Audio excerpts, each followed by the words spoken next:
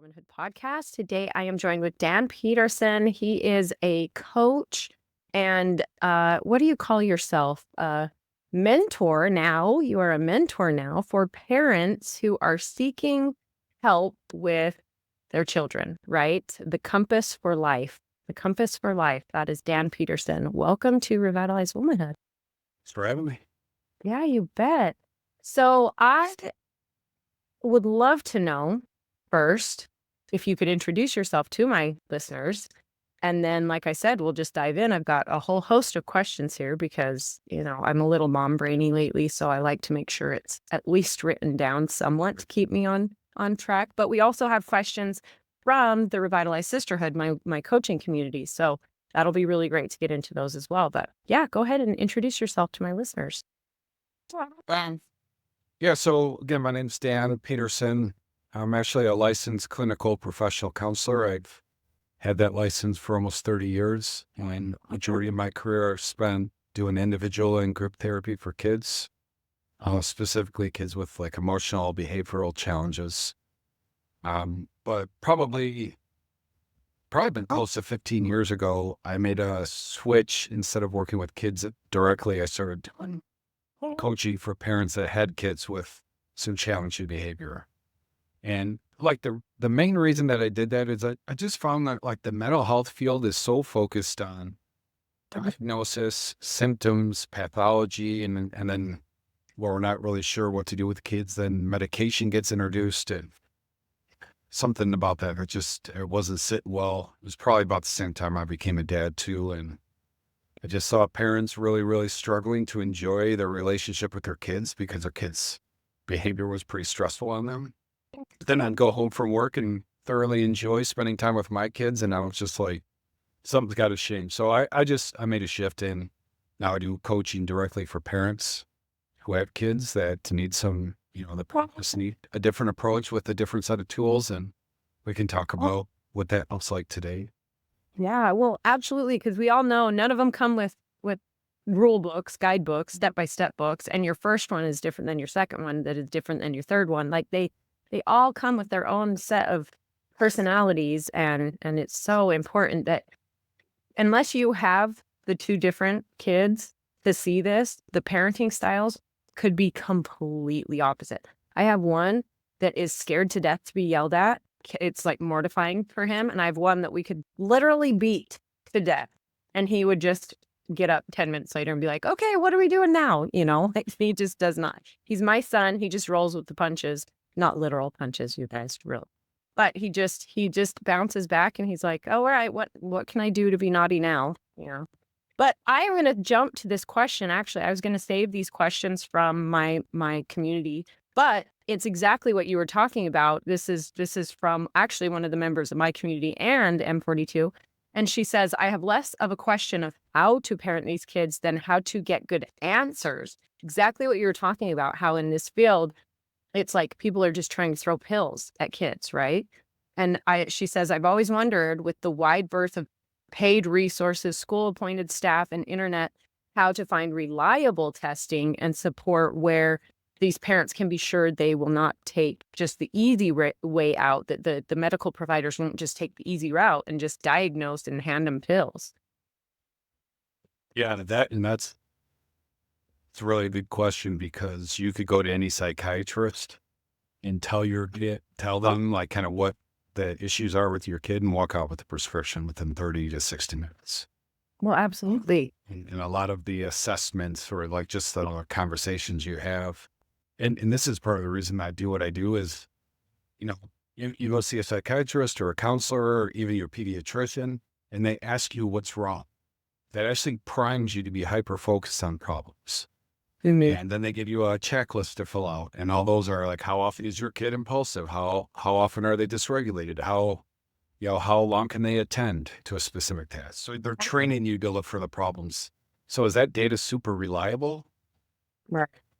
It's hard to tell. So I actually have a resource on my website. It's called 20 Things You Need to Know If You're Considering Counseling or Medicine for Your Kid. And it's basically the top 20 questions that parents have when they're seeking help.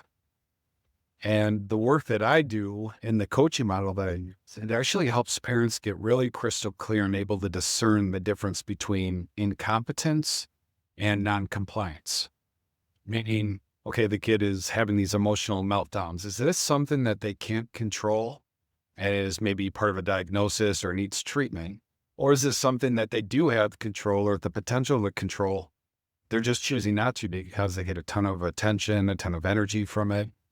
And, it just makes it hard because one needs discipline, one needs support, one needs limits and firmness. The other one needs, maybe outside help. Then if you can't discern that, and then you go down to the mental health field, it's really, really likely you'll get a diagnosis, then you'll get a treatment plan, then you get medicine. Maybe your kid doesn't even need that. Yeah. I want to stop and go back on something you just said that I know to pick up on because you just coached it in M42. And I heard you say energy. Your child wants energy rather than attention, energy. And we talked about that, and it helped me kind of click my brain into a place of, aha, okay. So when I was saying that Hayes was meeting all of this negative attention, he wants attention, but he's getting it in this negative manner. And you said, tell us about what you said about exchange of energy. Yeah. There's a lot of different ways to look at this, but humans are social beings that are created for connection. When kids are born, that connection is primarily met from their parents, the significant adults in their lives. And they don't know who they are. They don't know how to connect. They don't know how to belong. They don't know any of the social rules. And so they're constantly seeking connection to get input, to get the attention, to get just on the radar of the parent. And a lot of this is totally subconscious. Kids aren't intentionally doing this. They're just what can I do to get a reliable, consistent, dependable, animated response from my parent? Because that energy from the parent, that connection from the parent, that's the most powerful reinforcement and reward out there.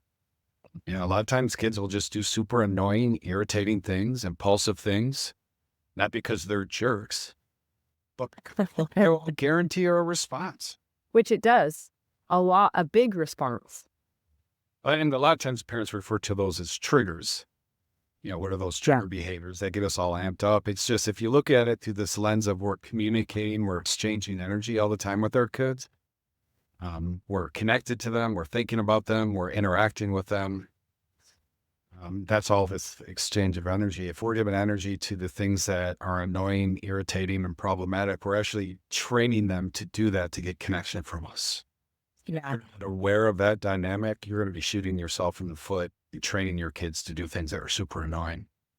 Absolutely. It helped me it helped put it in the perspective for me that when he does do those things, to remember not to be as big if from 0 to 60. It reminds me to be the opposite, to come in calm, low and slow, and just and I told you we've had some progress with that. I mean, it's not been amazing, but I'm seeing results. They're little wins, and I'll take it. So oh, sorry, go ahead. That whole exchange of energy, and kind of look at it as we as the parents are being the prize by giving energy to our kids at specific times. That tool I taught you guys that's one piece of 10. Right. If you started to see a little bit of progress just with that, imagine if you had all the 9 other pieces attached to that. Yeah, absolutely. How much more rapidly kids' behavior improves when the parents are implementing that or kind of have these strategies at their disposal. It's just so much faster and more sustainable than seeing an individual therapist. That's what I appreciate so much about coaching is I talked to this woman that's a therapist, and she's up here in Salt Lake, and she has a company called Forward Healing. And we talked about how therapy, you just kind of go backwards. You go backwards. You continue to dig up the problem, what's happening here. And what does that do as far as mindset coaching? Like you said at the beginning of this episode, is when your pediatrician is giving you this questionnaire, it's putting your mind obviously into the law of magnetism, right? You're thinking of the bad, you're thinking of this. So you're focusing, you're hyper focusing on these things. Whereas in a mindset coaching world, if you're changing it, if you're flipping it to saying, so if I would say, instead of this is annoying, if I start seeing it as Hayes is curious, right? If I start seeing it as curious or adventurous or multi-passionate, it's exactly like that. So with coaching, I think coaching is so important because it moves us forward. Like, yeah, you got to get into what has been happening. I get that. But coaching is like, we got to live. Let's do it. So with your coaching, what's like, I don't know if you can easily say what the number one or what's the most common thing you get when you have parents come to you? Yeah. The parenting tools. So primarily it's parents that are high functionings, that are doing well, like in their professional life or in their relationship life, that there's not trauma. This isn't like abusive situations. It's Right. that's wired differently, and that the parenting tools they currently have aren't working. And usually the tools they bring to the table are the same tools that work with the other kids in the family, or the things their parents did, or the opposite of what their parents did if they had terrible parents. But primarily it's, Dan, we need help. We're stressed. We love our kid, but we really don't enjoy their company. We don't like them. We feel tremendous guilt about that. There's all this power struggle, all this conflict, these emotional meltdowns, and we're just worn out and stressed. And we know there's something that needs to change, and we're willing to look at like our set of tools, learn a new set of tools that are going to help our kid. And, this isn't situations where they have bad kids or these kids are, beyond help. It's just kids are wired a bit differently, and I call them intense energy seekers. They just beat to a different drum, and the tools they have don't work. And so they're desperate. They're longing for change, and they don't know how to create that. And it's just keeping them up at night. You're speaking to me. I mean, that's exactly what we talked about this morning is you said, this is kind of where I specialize. And I'm like, that's not even necessarily true, because where you specialize, where you say you specialize is what you just explained. I'm a high functioning parent. Rick is a high functioning, like we have all of our own things. Castle works a certain way. And with Hayes, it is completely does not work the same way, right? And it's interesting because when we were talking about having our fourth, I was just every day was a constant in tears. I can't do this. I shouldn't have another one. Hayes is so hard. He needs so much of my attention. I'm not a good parent to him already. Like, what am I doing having another one? This was so much guilt. And my mom finally said to me, my mom is like, has 8 kids, homemaker, OG. Yes, she is like the OG stay-at-home wife, everything. She's so humble. She's amazing.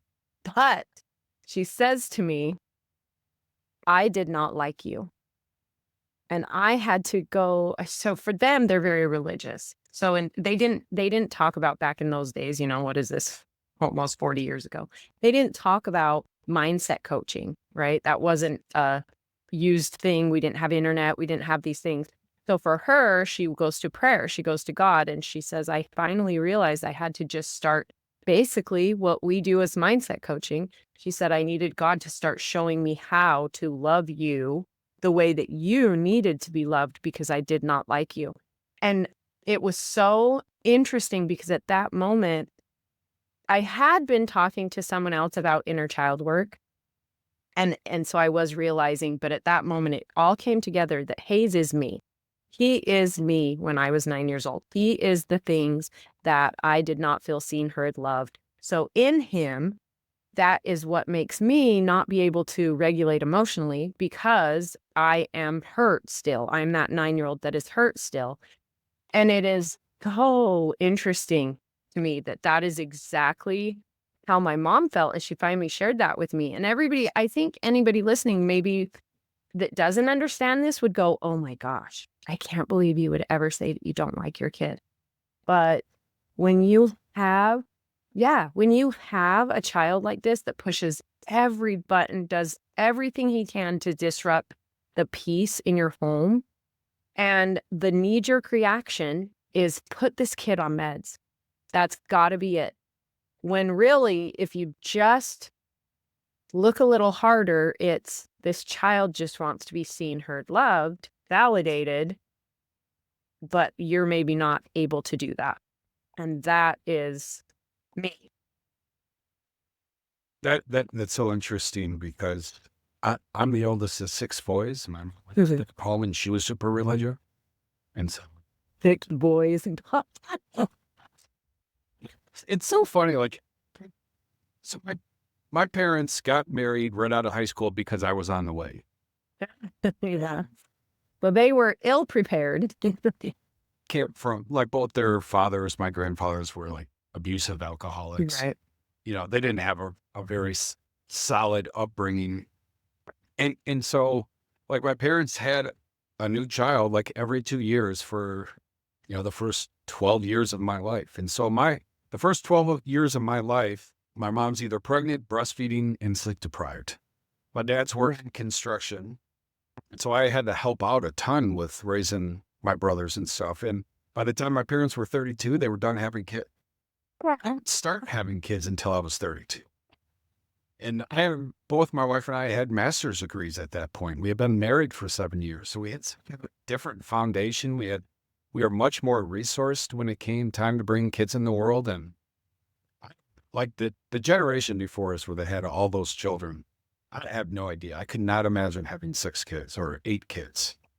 3 or 4 is way past my bandwidth most days. Yeah. Yeah, for sure.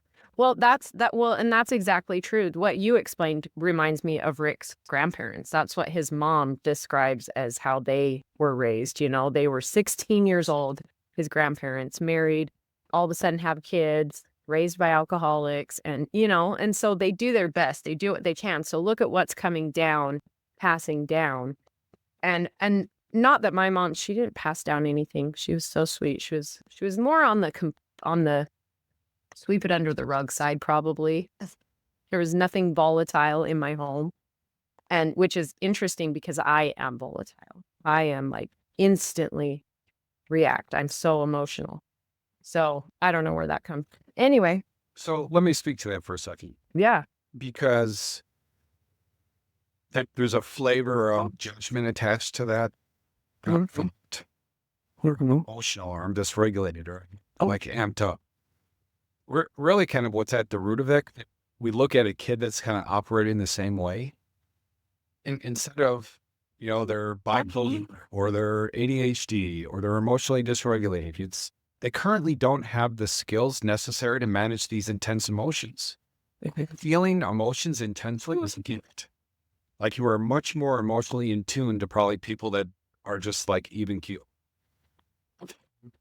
So it's more about taking away labels, taking away diagnosis, and saying, okay, there's a skill that's currently underdeveloped. How do we create an atmosphere, an environment in this home, and how do we equip ourselves to teach our kids these skills so they can master those emotions, so they can self-regulate? Versus being ashamed of that, or parents losing their mind when that happens and trying to, punish their kids into being quiet, which just communicates. Which doesn't work. With you. Yeah. For an energy seeking kid, you can get tons of energy, and it just communicates, keep doing it. It does. So, well, that brings me to this next question. I'm jumping back over to my community, and she's saying, what's the best way to handle a really emotional, expressive child? Which is exactly what you're talking about, is we need to think about it as a characteristic, something that we haven't flexed the muscle. So we need to build the muscle. We have to build the strength. So she's saying cries or gets feelings hurt very easily, even with the smallest correction. Like, even if it's just a, no, you can't do that, it's a blow up, like emotional outburst. This is a use your words situation. So teach us the better way to think of your words. Your word. I am. You just don't like the words I'm choosing. I know. Yeah, my 4-year-old uses some very interesting words. I think it depends on the age of the kid. But so there's a lot of angles to take here. Number one, I just kind of looking through a lens here. Eric. There's Daddy. Dan says hi. Oh, you lost a sock. Well, sorry. You map behind you? This is my multi-purpose room. This is my nursery. This is my podcast studio. This is my bedroom. So basically, when I started Revitalized Womanhood, Rick was like, babe, you do this. I've started community or businesses. I've done the entrepreneur. I'll just stay home with the kids. You got this. And so I started, this is him falling on his sword. He was being the doting husband. And I'm like, oh, great. And he's like, I'll stay home with the kids. Let me have you guess how long that lasted. That can't have been more than 2 weeks. Oh my gosh. He did pretty good. He said, I'll give you till January. I started it I think he let me go for about a year. I think he did pretty good, but it was only supposed to be for 6 months. He did really well for about a year. And then he was finally like, hey, you said that this would only maybe be 6 months. And then we would go travel again. So it went that way. We ended up leaving and going and traveling for 6 more months and then came home to get pregnant with the baby. And that's when he was like, okay, this is now my office. You're out. I'm in. I'm not staying home with kids anymore. That's for the birds. I'm going to give this a try. And I'm like, oh, yeah. So this became my studio. And then when she was born, it became the nursery. So yeah, welcome to Revitalized Womanhood, the definition of Revitalized Womanhood. Yeah, my office is in the garage. I built a 8x9 little cubicle in the garage. Mark. Place I can get some peace and quiet. I have a 1958 trailer. Have you ever seen that Mickey Mouse cartoon where they're bouncing down the mountain in that little round trailer? That's my trailer. I literally have that exact trailer. It's got a yellow stove in it. It's the cutest thing ever. And so I've begged Rick to park it in the backyard and let me have my studio out of it. But we're just traveling. We're leaving. So it's not one day. But okay. So for these kids who have these big emotions, and you're saying yes, obviously for different ages. And I'm going to say, I think this one is thinking more of like a 4-year-old. Okay. So we can address specifically. I want to kind of back up a little bit and give the whole framework behind how I'm going to answer this question before I answer the question. Love it. So if you are the prize, your energy is the gift. Mm-hmm. That's what kids are constantly seeking. And whatever you give your energy to, you give your connection to, you're going to get more of. And you're going to be communicating a message about who the kid is.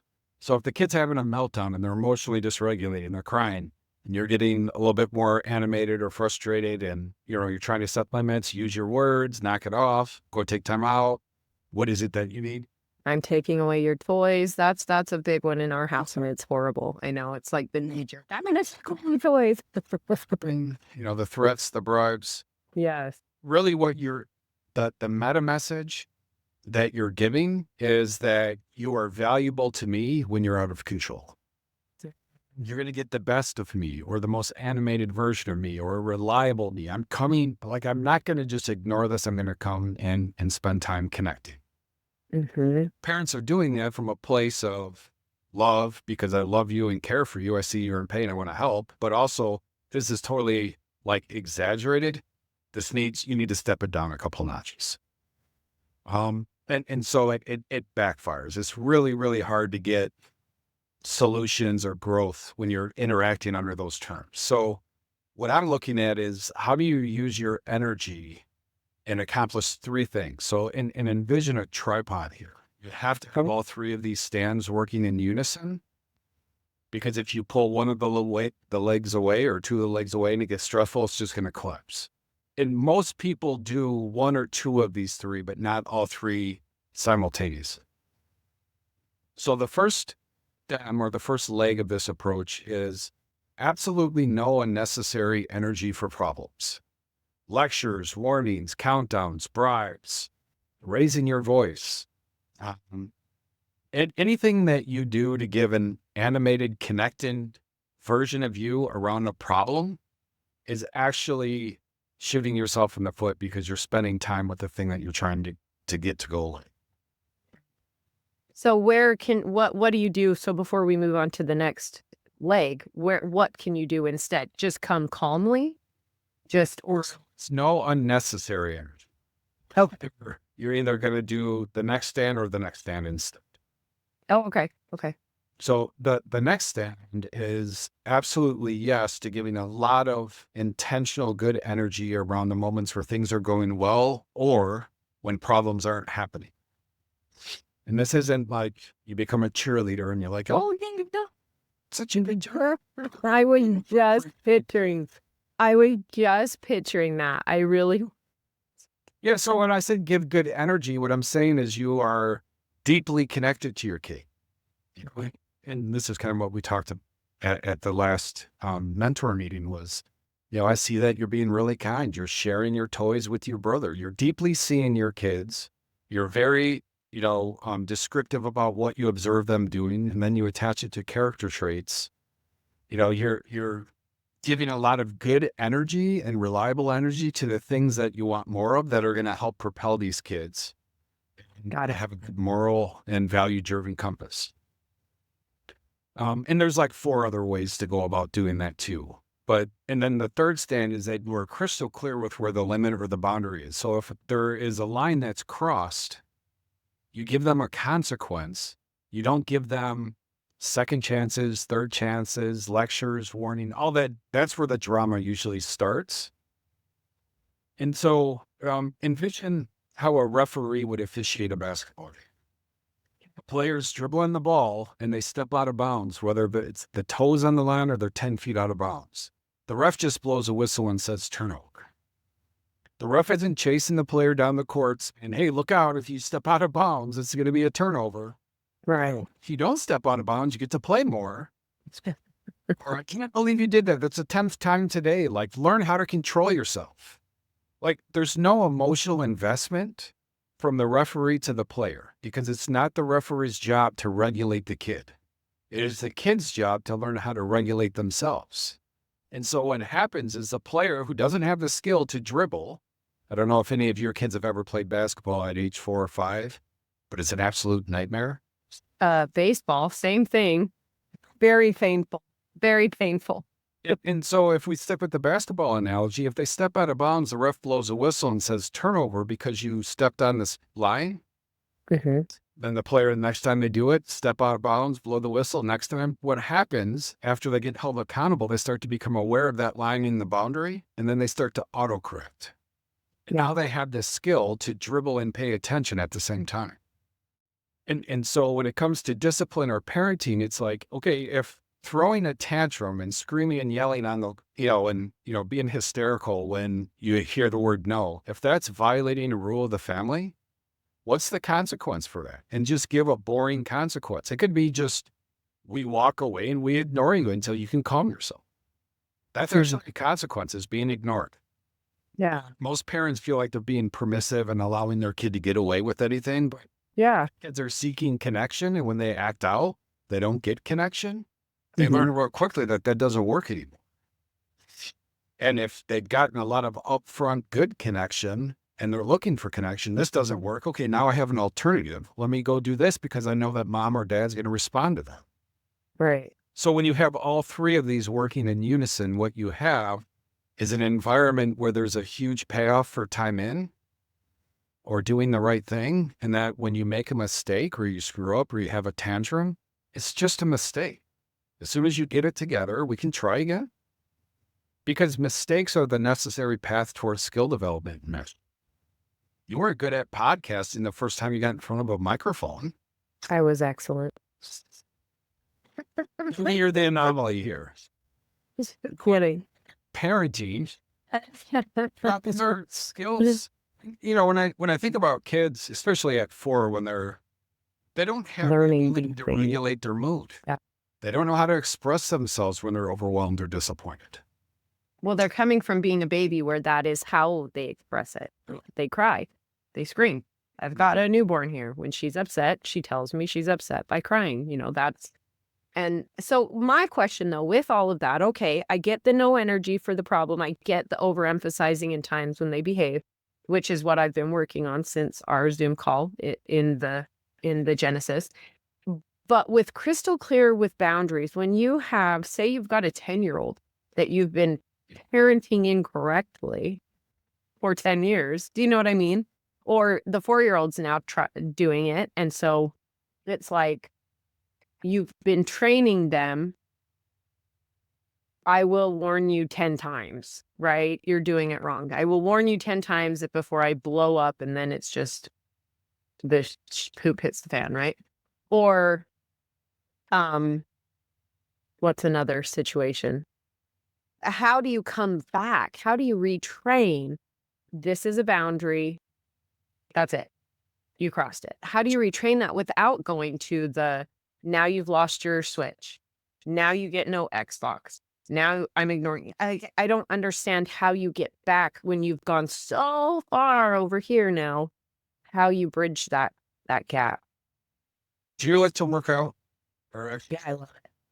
Have you ever gone 6 months without doing it?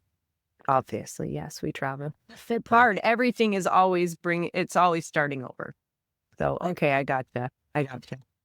But here's the thing though, if you don't have anything to start over because you've never done it before, you're a personal trainer or you learn how to do it and are terrible at it the first week. You're a little bit better the second week. You're a little bit better the third. And by the fourth week or into a month, now you're into a rhythm and your confidence and your consistency is starting to increase. Right.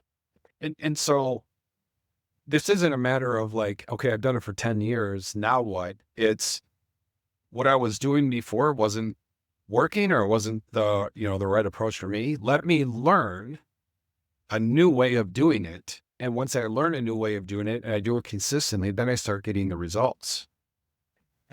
If I just use that whole referee analogy, it's easy for the ref to remain calm and not lecture or threaten or warn because they know exactly what they're going to do based on the violation. They blow the whistle first. The player gives the ball back. It's all right, go ahead, try again. No, like there's no consequence except that you just lose that turn. And that can happen instantly. So if this kid's on the floor flopping around, screaming, yelling, and then they get it together or they stop screaming and yelling, all right, now I can notice what you're doing well and I can give you credit for calming yourself down. Time in, the relationships is, reconnecting. If they don't, or in a basketball, if they don't give the ball back and now they're stalling and they're arguing and yelling, the referee gives them a technical foul. There's a consequence for that. And if it becomes unsafe or it's multiple technical fouls, they're temporarily suspended or kicked out of the game. It's just another type of consequence. So I'm not saying you don't give consequences. What I'm saying is first step is like, I call it reset, but it's acknowledging that they're doing something wrong. You kind of withdraw your energy, give them a chance to correct it. If they do, game on. If they don't, okay, now you go to bed early or now you have a timeout or now, you lose your Switch for a few minutes because you weren't getting off your Switch when I told you to. Like, there's got to be consequences. Do it. The key is do it in an emotionally calm, stable state and do not be contributing to the drama. Right. Because what I'm thinking about, I want to move past this, but what I'm thinking about is, say, with my 4-year-old and he's doing something. If I come to him, I can come to him in a calm state. Like I'm okay to do that. And then sit with him until he works through it. Is that, if I'm coming to him calmly, is that feeding into that negative energy?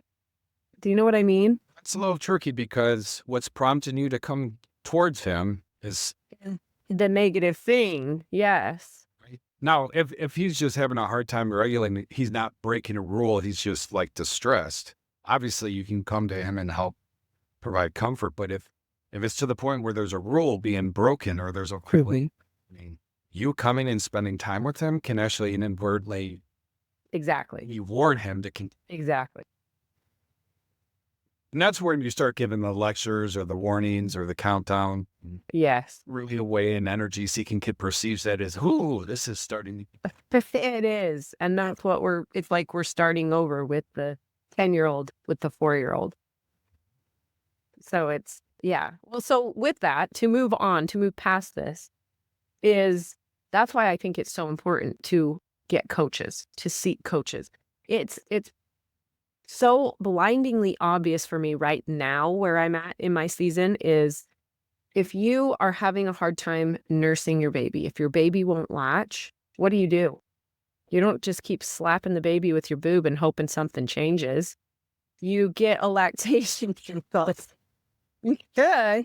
It won't help. Your baby's still that's not happening. You get a lactation coach, right? So for me, trying to push on this message that this is what we do now. We find people who can mentor us.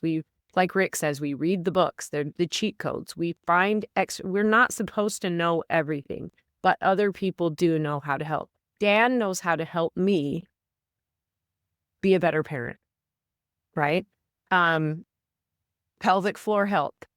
I've had a baby. How do I get back to how I'm supposed to be? Well, I don't know. I've never done it before. So what do? I go hire a occupational therapist or a pelvic floor therapist, or why do you go to PT? You get someone that helps you do these things, right? It's so interesting to me that so many people think about, I will get an athletic trainer, a coach to be an athlete, to be a better athlete.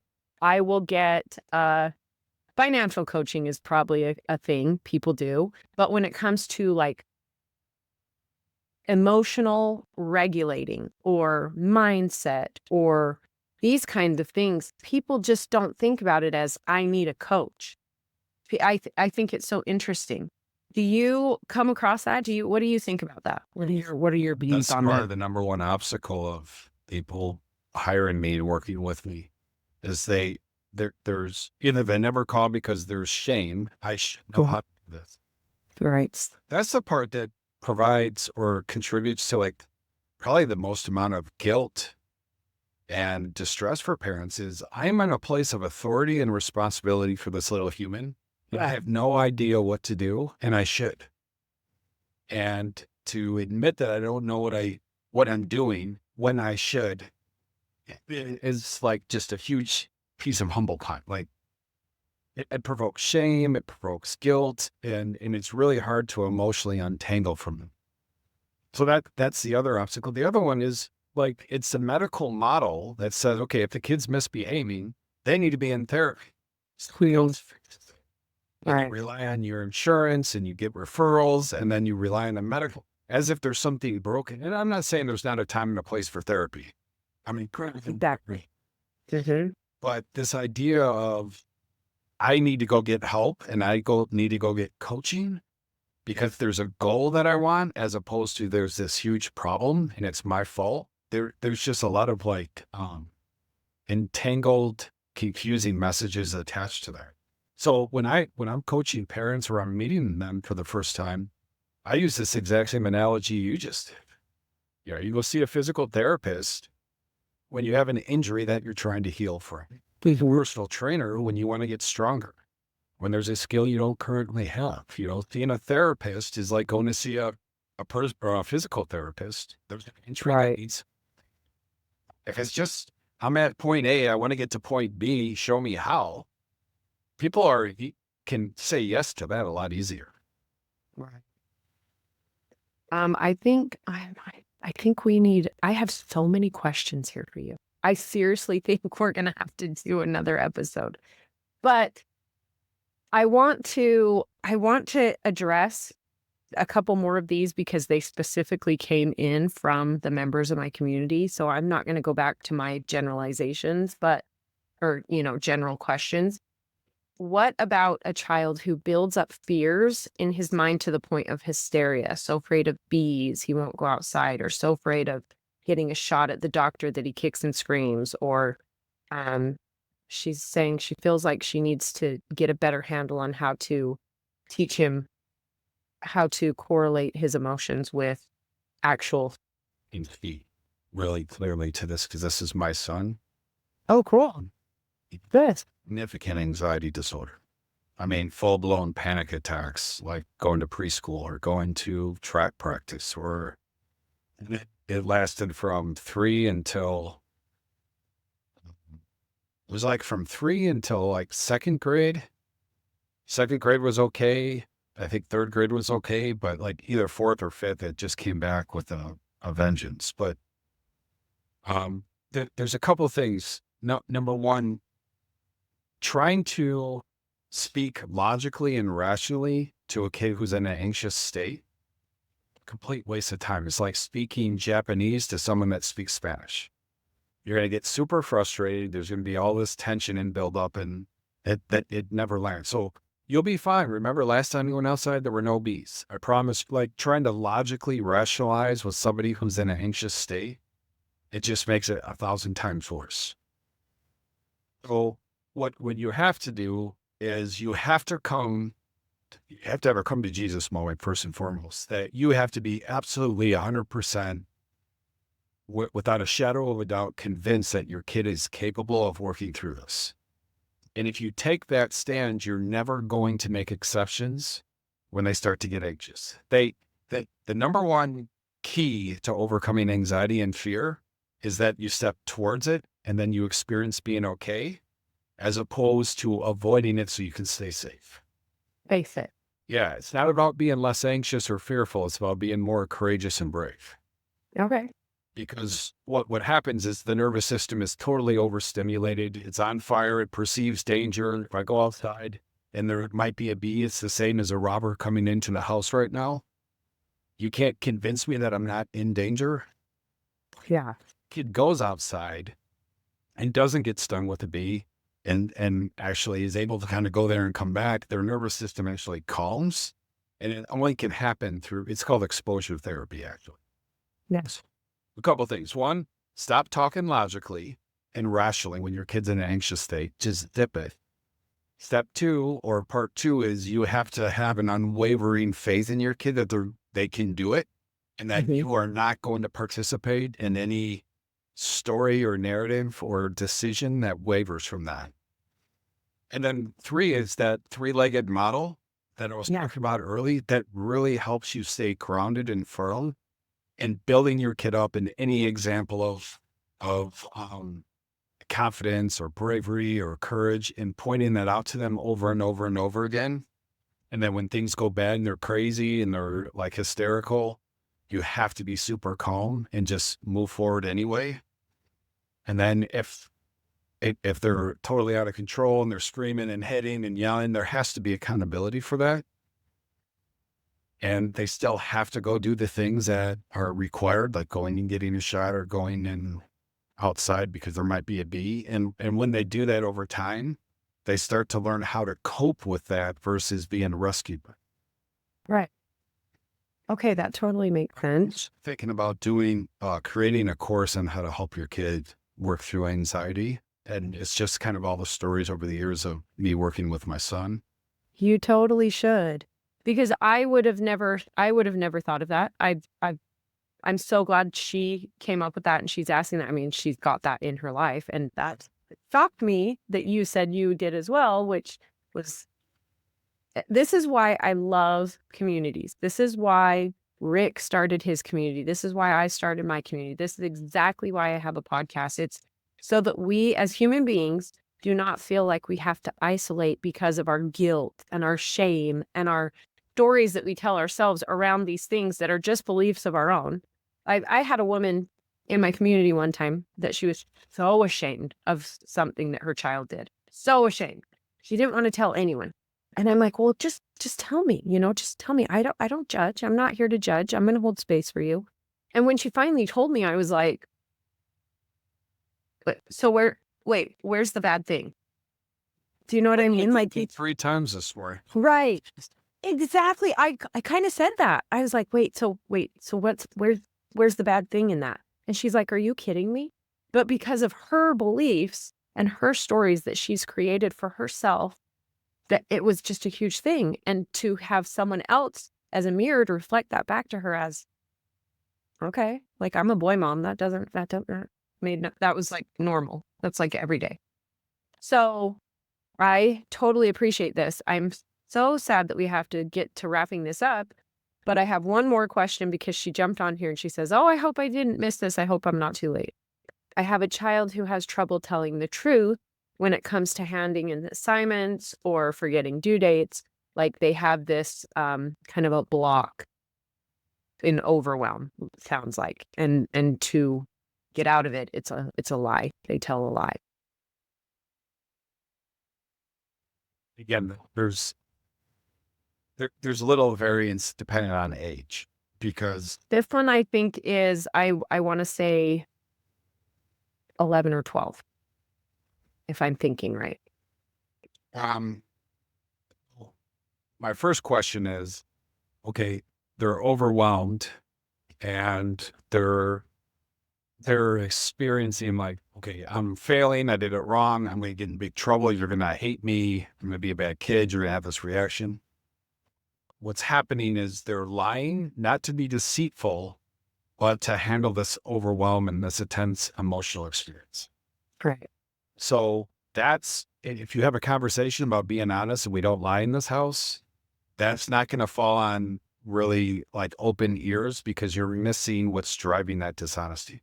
I always look at dishonesty from two things. Is that one, you're trying to get away with something and you're trying to deceive so you can, get something? Or is it, I'm not being honest because I'm in fear and I'm overwhelmed and I'm under resourced and I need help? So in this case, I would be really, if that was my kid, and like, it's hard when your kid's being dishonest not to react to that. Yeah.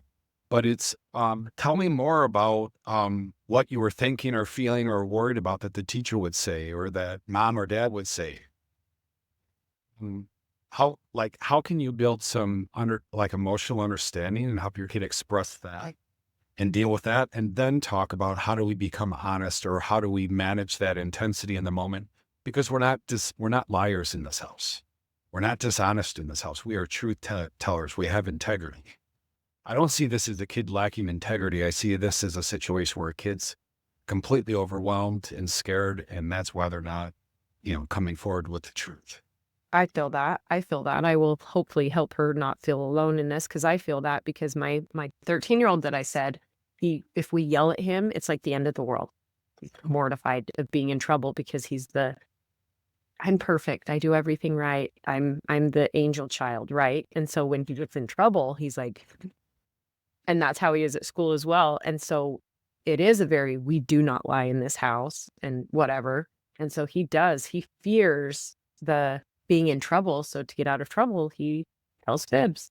And it's like, dude, that was the dumbest thing to lie about. That's my reaction is, dude, it was the dumbest thing to lie about. But he's doing it because the thing under the thing under the thing, which is a Seth Studley, the thing under the thing is he's scared. He's scared of mom and dad's reaction. And instead of having that, he'd rather lie and hopefully get away with it than have mom and dad blow up and be mad.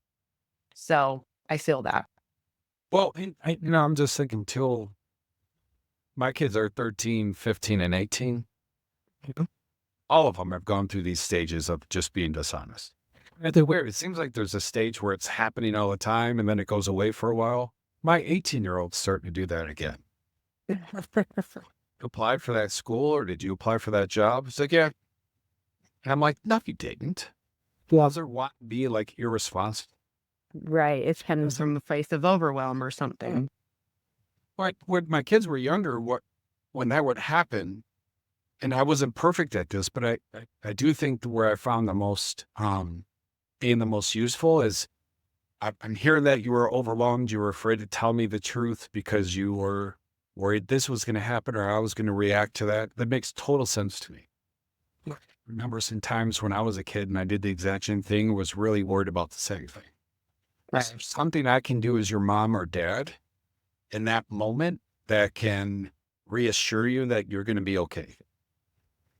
And for my kids, I gave them this idea. It's called the golden ticket. If there's something you're really, really afraid of or worried about, or somebody's in trouble and you don't want to talk because you're afraid you're going to get in trouble for it, the golden ticket, if you exchange that, there aren't consequences. You're guaranteed you're going to have a calm day. And that helps them experience sharing hard things, again, seeing that it turns out okay and that we're actually closer together, as opposed to I'm a bad kid. Mom and dad's gonna like freak out.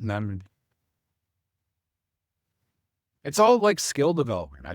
When kids are misbehaving, my brain goes to what skill are they currently lacking, Mhm. as opposed to why are they such jerks? That goes back to the mindset coaching. It's finding a positive to rewrite the narrative of the negative, because your brain will automatically start seeing the positive if you're starting to tell it to. So I love all of this. I was so thrilled when you joined M42 Adventures and the Genesis to be a mentor. I'm constantly, I tell Rick all the time, I think I push it more in my community as well, because I'm shocked that it's something that's free, because we're all like, nothing's free. Where's the catch? And I'm like, no, this is free. And if you're not utilizing these resources like Dan and like Seth and like these other mentors, Rick, in this community, you're insane, because it's so valuable and their coaching is worth paying for it. And they are offering a taste, I guess, a sampling of it here for free. So where else can my listeners come and find you? Yeah, best place is just go to my website, Mhm. The Compass for Life, the number 4.com. I think I talked about this in the beginning. I have a free ebook for parents. It's on my homepage. It's especially for parents, 20 things. That's the 20 things you need to know. That's awesome. I'm going to go and get that. That's great. Yeah, it's the compass for number 4 life.com. Yeah. And we will put all of that in the show notes as well, so that it's easy. But maybe we can get Dan back with us and keep going, because I have a lot of questions. I think this is a huge, huge, huge important topic. And I think I'm so happy that people are starting to realize that we can ask for help. There are people who have trained for this, who've taken schooling and done specific training for these things. So thank you so much for joining me. Yeah, no problem. Just real quick, do you do like Q&As or group calls with your So I am already way ahead of you, Dan. I am thinking monthly topic, and you come in for our rally calls, which is once a week for the month. If I do a monthly topic around parenting, I did this with my friend Trina. I've done it with a couple of coaches, actually. My friend Trina, who she tries to teach women the language of men to help better communicate with their husbands. It's called Training Jane. Oh, it's awesome. I've taken 2 of her courses. I love it. It's really good. And it's really interesting to see. And same with you. So yours would be seeing things as through your child, right? This same kind of, it's a better way to communicate, figuring out, because their brain is working this way. It's just like an Enneagram coach. I had an Enneagram coach to come to one of my retreats and help us all understand that because I am this, I communicate this way. That doesn't mean other people receive it that way. Doesn't mean other people communicate that way, which was huge for me as a coach, right? So I really absolutely will get with you on that, because I think that would be so cool. And thank you. Thank you. Thank you. We'll get this out and put everything in the show notes where they can find you, so we can get more parents the help that they are so deserving.